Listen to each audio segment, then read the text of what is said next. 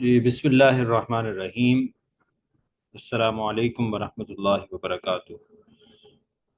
ہم نے کل جو سیشن شروع کیا تھا وہ فقہ پر تھا، جس میں ہم نے تاریخ فقہ، اصول فقہ، علوم الفقہ سے متعلق جو مختلف سوالات ہیں، موضوعات ہیں، ان پر گفتگو کی تھی۔ تو اسی سلسلے کو ہم آج آگے بڑھائیں گے۔ تو تاریخ فقہ سے متعلق کچھ مزید سوالات جو ہے وہ ہم ڈسکس کریں گے آج کے اس سیشن میں، اور اس کے علاوہ پھر ہم اصول فقہ اور علوم الفقہ جو ہے اسی ترتیب سے ہم مزید سوالات کچھ ڈسکس کریں گے۔ ابتدائی کچھ سوالات ہم نے کل ڈسکس کر لیے تھے، تو مزید ہم نے آج کرنی ہے۔ یہ چیٹ میں کوئی پوچھ رہا تھا کہ کل کیا پڑھایا تھا، تو کل بھی ہم نے فقہ سے متعلق کچھ پڑھا تھا۔ تو یہ ڈاکیومنٹ انشاءاللہ میں آپ کو جو ہے وہ شیئر کر دوں گا آج، جیسے ہی کمپلیٹ ہوگا تو یہ آپ کو مل جائے گا۔ تو اگر کسی کی کل کلاس رہ بھی گئی تھی تو وہ اس میں پڑھ سکتا ہے، باقی ریکارڈنگ بھی انشاءاللہ آپ کو مل جائے گی، تو آپ وہاں سے جو ہے وہ سن بھی سکتے ہیں یہ لیکچر۔ اب آتے ہیں جی امام شافعی کی جو فقہ ہے اس کے اندر کون سی خصوصیات پائی جاتی ہیں، یا فقہ شافعی جو ہے اس میں کون سی خصوصیات۔ اہم خصوصیت تو یہ ہے کہ انہوں نے اصول فقہ کو باقاعدہ منظم کیا، اور الرسالہ نامی کتاب انہوں نے جو ہے وہ لکھی۔ انہوں نے قرآن، سنت، اجماع اور قیاس کو فقہ کے چار بنیادی اصول قرار دیا۔ مثال کے طور پہ اگر کوئی بھی مسئلہ پیش آتا تو امام شافعی رحمہ اللہ پہلے قرآن میں دیکھتے، پھر سنت میں، پھر اگر وہاں پہ حل نہ ملتا تو اجماع اور قیاس کی مدد سے مسئلے کا حل نکالتے، اور عام طور پہ جو ہے وہ فقہائے کرام کا یہ طریقہ کار ہے۔ اس کے بعد آتا ہے جی امام امام احمد بن حنبل کی فقہ کا سب سے بڑا امتیاز کیا ہے۔ ظاہر حدیث کے اندر بھی ان کو ایک خاص مقام ہے، حدیث کے ساتھ ساتھ فقہ میں بھی ان کو جو ہے وہ ایک خاص مقام ہے۔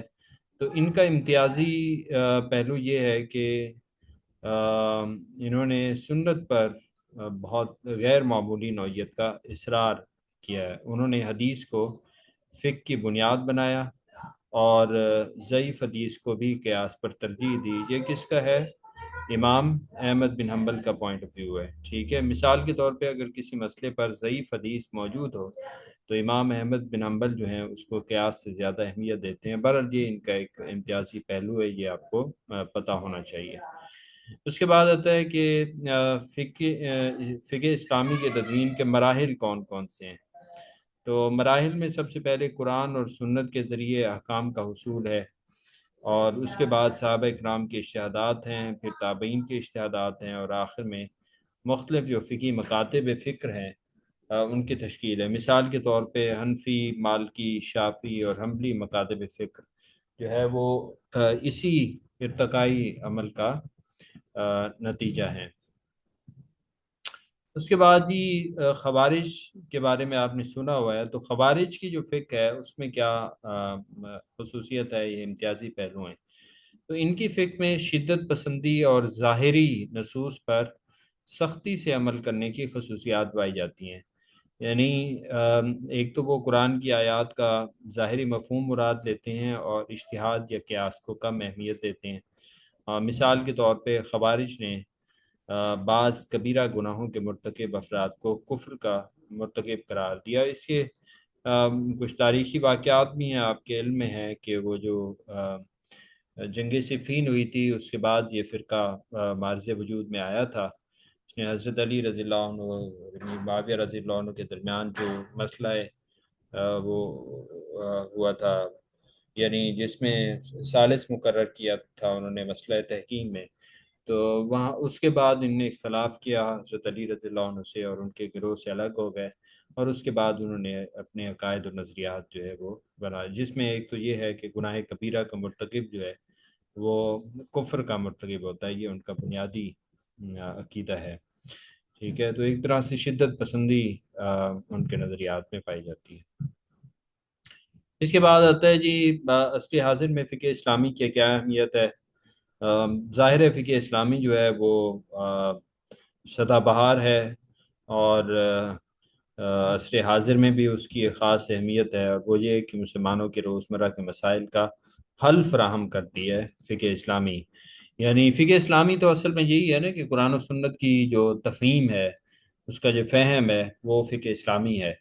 تو اس کا جو جدید مسائل پیش آتے ہیں یا کسی بھی نوعیت کے مسائل ہیں، ان کا جو دینی اور شرعی حل جو ہے وہ فقہ پیش کرتی ہے۔ مثال کے طور پہ آج کل بینکاری ہے، جدید بینکاری نظام جو ہے، اس کے مسائل کا اگر کوئی حل ہمیں دیکھنا پڑے گا تو وہ بھی ہمیں فقہ اسلامی کے اصولوں کو استعمال کرتے ہوئے ہے، اور اس کی ظاہر ہے کوشش بھی ہو رہی ہے کہ اسلامی بینکاری کی صورت میں، جس میں کوشش کی جا رہی ہے کہ سود سے پاک جو ہے وہ لین دین کا نظام اور بینکاری کا نظام قائم کیا جائے۔ بہرحال جس حد تک ہو اس میں بندے کو کوشش کرنی چاہیے، اور اس میں بہت زیادہ بہرحال کام کرنے کی ابھی گنجائش موجود ہے۔ ابتدائی طور پہ کچھ اس میں کوششیں کی گئی ہیں جو آپ حضرات کے سامنے ہیں۔ اس کے بعد ہے جی استصلاح کسے کہتے ہیں؟ استصلاح تو یہ بھی ایک اصول ہے، ٹھیک ہے، آپ نے سنا ہوگا مصالح مرسلہ جو مالکیہ کا ہے۔ تو استصلاح کے تحت کیا ہوتا ہے کہ فقہا عمومی مصلحت کی بنیاد پر کسی مسئلے کا حل نکالتے ہیں۔ عمومی مصلحت، ٹھیک ہے، چاہے اس کی کوئی مخصوص دلیل قرآن و سنت میں نہ ہو۔ مثال کے طور پہ آج کل جیسے ٹریفک قوانین کا نفاذ ہے، تو یہ استصلاح کے تحت جو ہے وہ کیا گیا ہے، ٹھیک ہے، یعنی کسی چیز کے اندر بہتری کو تلاش کرنا۔ یعنی اس میں کیا بہتری ہے، عوام کی بھلائی ہے، اور حفاظت کو یقینی بنانے کے لیے ٹریفک قوانین لاگو کیے گئے ہیں تاکہ حادثات سے بچا جا سکے، اور جو بے ہنگم ایک ٹریفک ہے اس سے بچنے کے لیے کچھ قوانین بنائے گئے ہیں۔ تو یہ ان قوانین کا بننا جو ہے وہ اس اصول کے تحت ہے، استصلاح کے تحت، یعنی اس میں عوام کی بھلائی ہوتی ہے۔ اور اسی طرح کے اگر کوئی قوانین کسی معاشرے میں بنا دیے جاتے ہیں تو وہ اس کے پیچھے جو اصول ہوتا ہے وہ استصلاح کا ہوتا ہے۔ ایک اور اصطلاح ہے جی استصحاب۔ کل بھی ہم نے جزوی طور پہ اسے پڑھا تھا، تھوڑا سا مثالوں کے ساتھ اسے سمجھنے کی کوشش کریں گے۔ استصحاب کا مطلب کیا ہے؟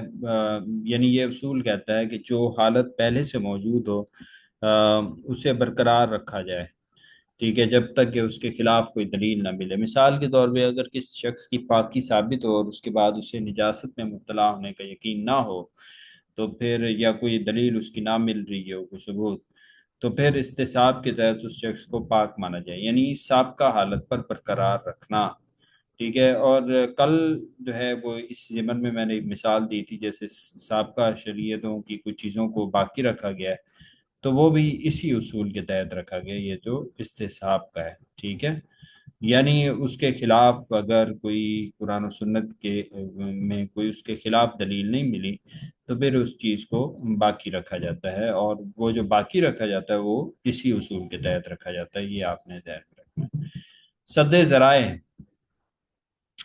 تو سد ذرائع کا اصول کسی جائز عمل کو اس بنیاد پر روکنے کی اجازت دیتا ہے کہ اس سے کوئی حرام عمل پیدا ہو سکتا ہے۔ مثال کے طور پہ اگر کوئی کام بظاہر جائز ہے لیکن اگر اس کے نتیجے پر غور کریں تو اس سے کوئی معاشرتی خرابی کا ڈر ہے، مثلا سود پر مبنی قرض دینا، تو اسے سد ذرائع کے تحت ممنوع قرار دیا جاتا ہے، ٹھیک ہے۔ تو یہ سد ذرائع یعنی اس ذرائع بھی روکنا جن ذرائع سے جو ہے وہ حرام کام کا کے شکار ہونے کا، اس میں پڑنے کا اندیشہ ہو۔ عرف، ٹھیک ہے، عرف بھی ظاہر ہے ایک مستعمل چیز ہے جو اصول فقہ میں استعمال ہوتی ہے، جس سے مراد عمومی رواج یا عادت ہے جو کسی بھی معاشرے میں پائی جاتی ہے، اور شریعت اس کے خلاف نہیں ہے۔ اگر شریعت میں اس کے خلاف کوئی دلیل نہیں ہے یا قرآن سنت میں نہیں ہے تو اس کو باقی رکھا جاتا ہے اور اس پر عمل درآمد بھی کیا جاتا ہے۔ مثال کے طور پہ خرید و فروخت کے بعض چیزیں معروف ہوتی ہیں کسی معاشرے میں، اگر وہ معروف چیزیں شریعت کے جو عمومی اصول ہیں ان کے خلاف نہیں ہیں تو پھر ان کو باقی رکھا جاتا ہے، اس کو تسلیم کیا جاتا ہے، تو اس کے کہتے ہیں کہ یہ عرفن چیز جو ہے وہ ہے۔ مصالح مرسلہ کی ایک اور بھی چیز آ گئی، ٹھیک ہے، جس میں نے کہا کہ یہ عمومی بھلائی کے لیے ہوتا ہے، جیسے اسپتالوں کی تعمیر ہے یا صحت کے قوانین کا نفاذ کرنا ہے، جس سے عوام کی زندگی اور ان کی صحت کی حفاظت ضروری ہو اور قائم کی جا سکے، تو یہ مصالح مرسلہ کے تحت ہوتا ہے۔ اس کے بعد ہے جی علوم فقہ سے متعلق سوالات، یعنی یہاں تک ہم نے تاریخ فقہ سے متعلق پڑھے کچھ سوالات، تو علوم فقہ سے متعلق کچھ مزید سوالات ہم دیکھیں گے۔ علم الفروق کل ہم نے پڑھا تھا، مزید ہم اسے دیکھتے ہیں کچھ مثالوں کے ساتھ۔ یعنی یہ ایک ایسا علم ہے کہ جس سے دو یا دو سے زیادہ ملتی جلتے جو فقہی مسائل ہیں ان کے درمیان فرق کی وضاحت کی جائے۔ یعنی بظاہر تو وہ مسائل ملتے جلتے ہوتے ہیں، لیکن اصلاً ان کے اندر فرق ہوتا ہے، تو اس کی فرق کی وضاحت کرنا علم الفروق کہلاتا ہے۔ مثال کے طور پہ شراب نوشی اور شراب کی خرید و فروخت، بظاہر یہ دونوں مشابہ ہیں، ایک ہی جیسی چیزیں ہیں، لیکن ظاہر ہے یہ عملاً دو الگ چیزیں ہیں۔ ایک بندہ شراب پیتا ہے اور دوسرا اس کی خرید و فروخت کرتا ہے، تو یہ بظاہر ایک جیسے معاملات ہیں، لیکن دونوں کے درمیان فقہ میں فرق ہے۔ ایک میں استعمال ہے اور دوسرے میں تجارت ہے، تو استعمال کرنا بھی حرام اور تجارت کرنا بھی حرام، تو اس کو علم الفروق کہتے ہیں۔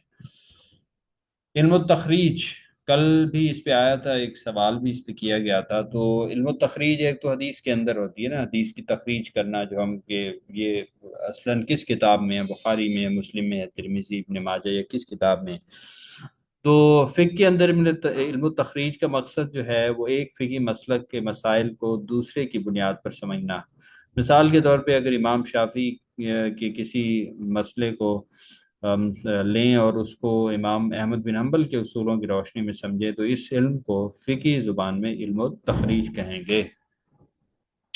ایسے علم الفتاوی ہے، علم الفتاوی فتویٰ دینا، اور یہ عموماً سوال کے جواب میں دیا جاتا ہے، ٹھیک ہے۔ تو اس کا مقصد کیا ہے جی؟ کوئی شرعی مسائل کا حل پیش کرنا، حل فراہم کرنا، جو مفتیان کی طرف سے ہوتا ہے۔ اور یہ علم جو ہے مختلف سوالات کے جواب دیتا ہے جو عوام کی طرف سے پوچھا جاتا ہے، اور اس کا مقصد کیا ہے جی؟ مسائل کا حل فراہم کرنا۔ یہ اصل جواب یہ ہے کہ عملی مسائل کا حل فراہم کرنا فتاوی کا مقصد ہوتا ہے، ٹھیک ہے۔ اس کے بعد آتے ہیں جی علم الجرح و تعدیل۔ ایک تو یہ علم جو ہے وہ فقہ کے اندر اس میں حدیث میں استعمال ہوتا ہے، وہ پتہ ہے، اور فقہ میں بھی، یعنی فقہ میں کس طرح کہ وہاں پہ اگر کوئی روایات آئی ہیں تو ان کی بھی جو ہے ان کے راویوں کی جانچ پڑتال کرنا، جرح و تعدیل کرنا، اور اس بنیاد پر ظاہر ہے کسی حدیث کو قبول کیا جاتا ہے یا رد کیا جاتا ہے، ٹھیک ہے۔ کسی کی تعدیل کی جاتی ہے اگر وہ قابل اعتبار ہے، یا پھر جرح کی جاتی ہے، دونوں چیزیں اس میں آتی ہیں۔ قواعد الفقیہ، ٹھیک ہے۔ کیا ہے جی یہ؟ کس نوعیت کا علم ہے یہ؟ فقہی اصولوں پر مشتمل علم ہے جو مختلف مسائل پر، مثال کے طور پہ المشقت و تجلب التیسیر، ٹھیک ہے۔ قواعد فقہ بھی انہیں کہا جاتا ہے، فقہ قواعد، ٹھیک ہے۔ قواعد کلیہ بھی انہیں کہا جاتا ہے، آپ نے سنا ہوگا، اس پہ الگ سے کچھ کتابیں بھی ہیں اور الگ سے لوگوں نے اسے کمپائل بھی کیا گیا۔ جیسے المشقت و تجلب التیسیر کا اصول کہتا ہے کہ جہاں مشکل ہو وہاں پہ آسانی فراہم کی جائے گی۔ یہ اصول روزمرہ زندگی میں بھی بہت سارے مسائل پر لاگو ہو سکتا ہے۔ مثال کے طور پہ بیمار اگر کوئی ہے تو اس کے لیے آسانی یہ ہے کہ وہ روزے کی قضا کر لیں، اس کے لیے رعایت جو ہے وہ شریعت نے رکھی ہے۔ علم الخلاف وہ علم ہے کہ جس میں مختلف فقہی مکاتب فکر کے درمیان پائے جانے والے جو اختلافات ہیں ان کا تجزیہ کیا جاتا ہے۔ مثال کے طور پہ حنفی اور شافعی مکاتب فکر کے درمیان اگر کچھ فقہی مسائل میں اختلافات ہیں تو ان اختلافات کا تجزیہ کرنا، سمجھنا کہ اس کی کیا بنیادیں ہیں، تو اس کو کہتے ہیں علم الخلاف، یعنی اختلاف جو ہیں ان کا علم۔ فقہ المقارن کسے کہتے ہیں جی؟ مختلف مکاتب فکر کا تقابلی، مقارن کا مطلب ایک طرح سے تقابلی مطالعہ کرنا، ٹھیک ہے۔ تقابلی مطالعے میں یہی ہوتا ہے کہ ظاہر ہے مختلف مکاتب فکر کے درمیان جو اختلافات ہیں وہ کیا ہیں اور ان کی وجوہات کیا ہیں، کس وجہ سے اختلافات ہیں، ٹھیک ہے۔ مثلا امام شافعی اور امام مالک رحمہ اللہ کے نزدیک جو ہے وہ نکاح کے گواہوں کے معاملے پر اختلاف ہے، تو اس کو ہم فقہ المقارن میں یعنی تقابلی فقہ میں زیر بحث لائیں گے۔ اس میں تقابل کیا جاتا ہے، ٹھیک ہے۔ اصول الفقہ اور علم الفقہ میں کیا فرق ہے، ٹھیک ہے۔ اس پہ کل بھی آئی تھی بات، آج مزید اسے ہم کچھ مثالوں سے سمجھنے کی کوشش کرتے ہیں۔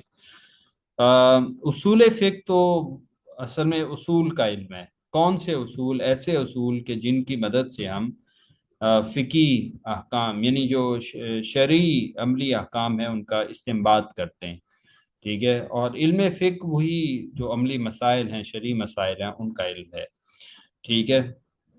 مثال کے طور پہ اصول فقہ میں جو ہے وہ ہم جو ہے وہ قرآن، حدیث، اجماع، قیاس، استنباط، اور یہ کیا کہتے ہیں اسے، استحسان ہے، یا استصلاح ہے، ان چیزوں کے بارے میں ڈسکس کریں گے، جبکہ فقہ کے اندر جو ہے وضو کے مسائل ہیں، نماز کے مسائل ہیں، جنازے کے ہیں، یا باقی جو عملی مسائل ہیں ان پر بات ہوگی، ٹھیک ہے۔ فقہ المقارن جو ہے وہ ابھی ہم نے جو تقابلی فقہ پڑھا، تو اس کی ایک مزید مثال یہ ہے کہ جیسے امام حنیفہ امام شافعی کے درمیان وضو میں پاؤں دھونے یا مسح کرنے کے بارے میں، یا مسح کی مقدار کے بارے میں اگر کوئی اختلاف ہے تو اس کو دیکھنا، سمجھنا اور تجزیہ کرنا فقہ المقارن ہے، ٹھیک ہے۔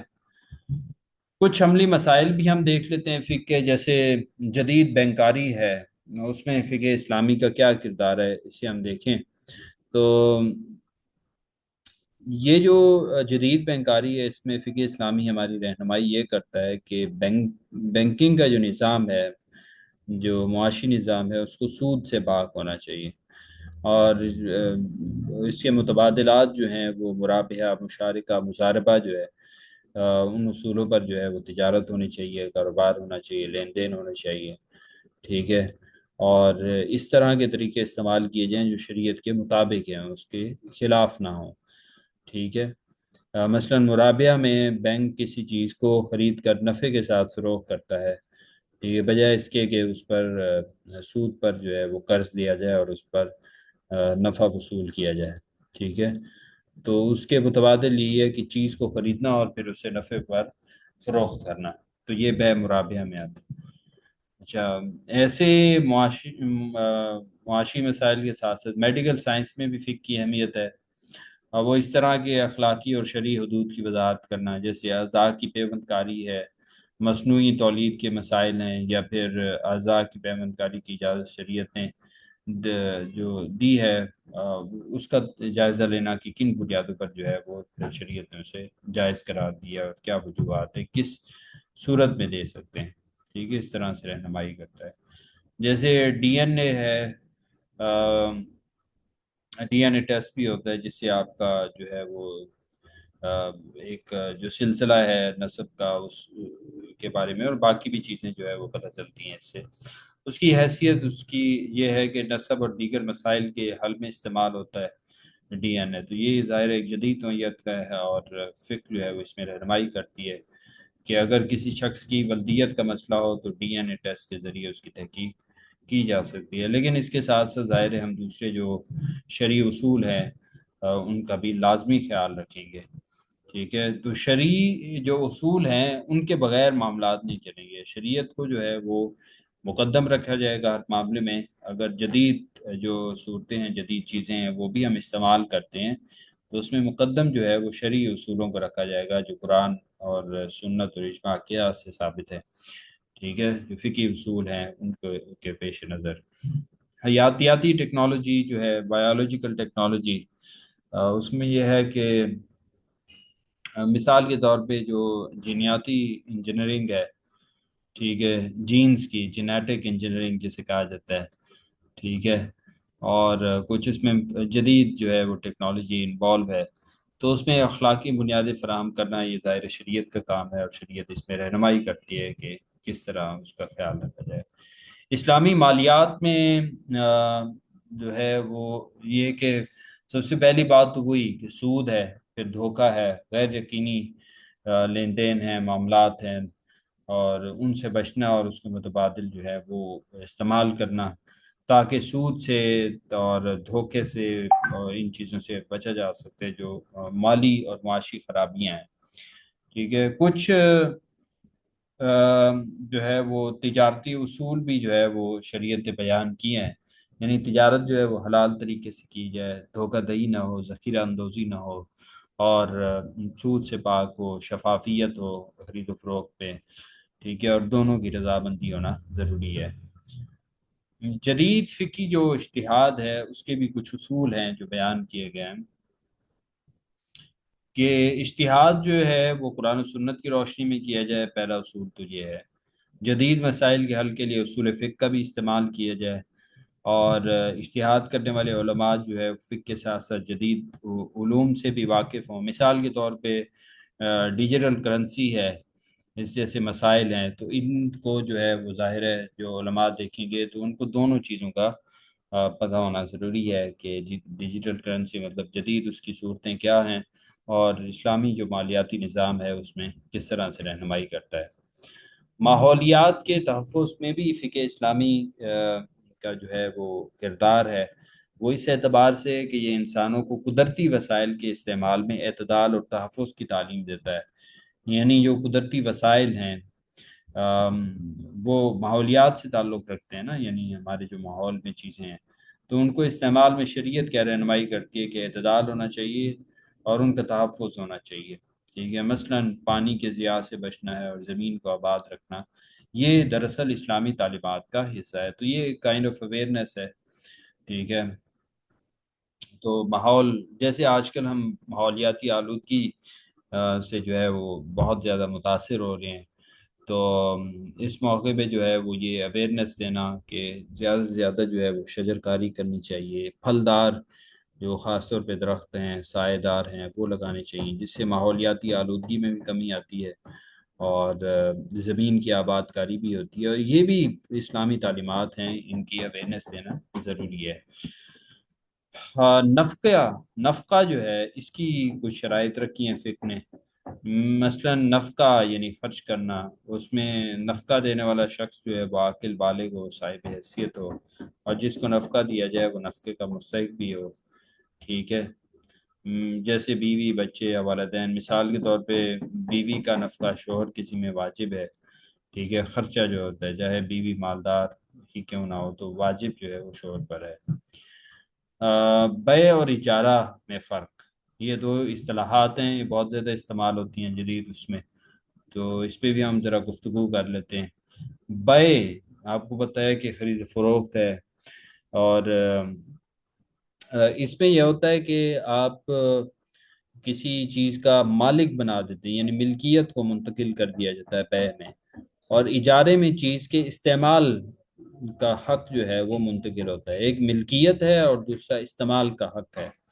مثال کے طور پہ کسی مکان کو بیچنے کا مطلب یہ ہے کہ اس کی مکمل جو ملکیت ہے وہ آپ کسی کو دے دیں، ٹرانسفر کر دیں، اس کے نام کر دیں، اور اگر آپ اجارہ کرتے ہیں تو اجارے کا مطلب یہ ہے کہ آپ کرائے پر دیتے ہیں کسی کو، ٹھیک ہے۔ تو کرائے پر دینے کا مطلب یہ ہے کہ آپ اسے استعمال کا حق دیتے ہیں، ٹھیک ہے۔ تو اچھا، سود کو سمجھنے کے لیے بھی یہ چیز بڑی ضروری ہے۔ وہ یہ ہے کہ کچھ چیزیں ہوتی ہیں استعمالی اور کچھ ہوتی ہیں استہلاکی، تو یہ جو سودی معاملات ہوتے ہیں نا یہ استہلاکی میں ہوتے ہیں، اور استعمالی میں ظاہر ہے وہ نہیں ہوتے ہیں۔ استعمال کی جو چیزیں ہیں ان پہ تو آپ جو پیسے لیتے ہیں وہ ایک طرح سے کرائے کی حیثیت سے لیتے ہیں۔ البتہ استہلاکی اگر کوئی چیز دی ہے اور اس کے استعمال سے وہ ہلاک ہو جاتی، ختم ہو جاتی ہے، تو اس کا مطلب ہے کہ اس پر آپ نفع نہیں لے سکتے۔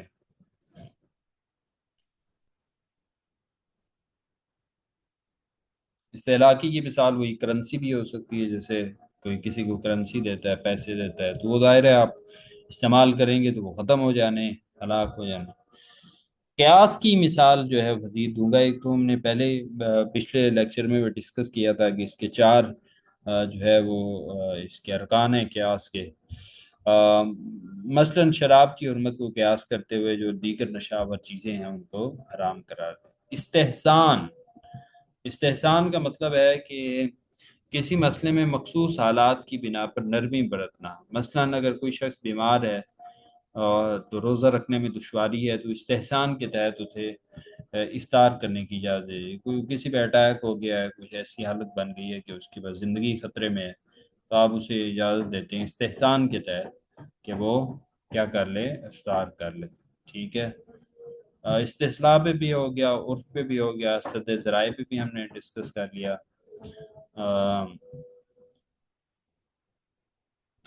اب آتا ہے جی پچھلی امتوں کے شرعی احکام کو قبول کرنا، وہ اس وقت تک قبول کیا جائے گا جب تک شریعت میں ان کی منسوخی نہ ہو جائے، ٹھیک ہے؟ یہ استصحاب کے تحت ہم نے ڈسکس کیا ہے۔ مقاصد شریعت، یہ بھی ایک اہم موضوع ہے۔ مقاصد شریعت سے مراد وہ اصول ہیں کہ جن کے تحت شریعت کے احکام کا مقصد واضح کیا جائے، مثلا دین کی حفاظت کرنا، جان کی حفاظت کرنا، مال کی حفاظت کرنا، ٹھیک ہے؟ تو یہ مقاصد شریعت کے تحت آتے ہیں، ٹھیک ہے؟ مثلا اللہ رب العالمین نے جو سود کو حرام قرار دیا ہے تو وہ مالی استحصال سے بچانا ہے، ایسے اگر چور کا ہاتھ کاٹ دینا ہے تو وہ آپ کے مال کا تحفظ ہے، تو اس کے تحت جو ہے وہ کیا گیا ہے۔ استدلال کیا ہوتا ہے؟ استدلال کا اصول کیا ہے؟ استدلال کا اصول یہ ہے کہ جس میں دلیل کی بنیاد پر حکم نکالا جائے۔ مثال کے طور پہ کسی نئے مسئلے پر اس کا حل نکالا قرآن اور سنت سے دلیل لے کر، تو اسے ہم کہتے ہیں استدلال کرنا، دلیل لینا، ٹھیک ہے؟ اجماع کا اصول کیا ہے؟ کہ کسی مسئلے پر امت کے علماء کا متفق ہو جانا، ٹھیک ہے؟ جیسے ابتدائی طور پہ اگر ہم دیکھیں تو قرآن کو کی جمع و تدوین جو ہے وہ اجماعی معاملہ تھا، جو حضرت ابوبکر صدیق رضی اللہ عنہ کے دور میں ہوا، ٹھیک ہے؟ تو باقی اجتہاد کی جدید مثال آپ ڈیجیٹل کرنسی کی صورت میں دے سکتے ہیں کہ اس میں ہم مختلف شرعی پہلوؤں کو جو ہے وہ مد نظر رکھتے ہوئے کریں گے۔ یہ تھا جناب آج کا لیکچر، یہ آپ اسے پڑھ لیں، اس کے علاوہ بھی ظاہر پیش بہا چیزیں ہیں۔ بہرحال اس مختصر سے وقت میں ہم نے کچھ اہم جو اس کے پہلو تھے ان کو ڈسکس کرنے کی کوشش کی ہے، ٹھیک ہے؟ اب آپ کی جو ہے وہ میں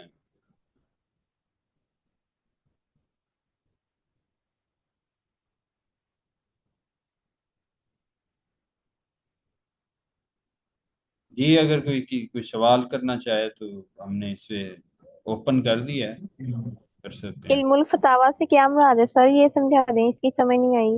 ہاں جی، وہ فتویٰ آپ نے سنا ہے نا، یعنی کہ کسی کو کوئی مسئلہ پیش آتا ہے تو اس کا حل جو ہے وہ علماء سے تلاش کرتا ہے، کوئی سوال کرتا ہے تو اس سوال کے جواب میں جو کچھ دیا جاتا ہے وہ فتویٰ کہلاتا ہے، ٹھیک ہے؟ مفتی کی طرف سے۔ اور سر جو میں کل لیکچر نہیں لیا تو آپ کل والا بھی؟ جی جی بالکل، میں آپ سے کر دوں گا، شیئر کر دوں گا اس کی ریکارڈنگ بھی اور یہ ڈاکیومنٹ بھی جس سے میں پڑھا رہا ہوں۔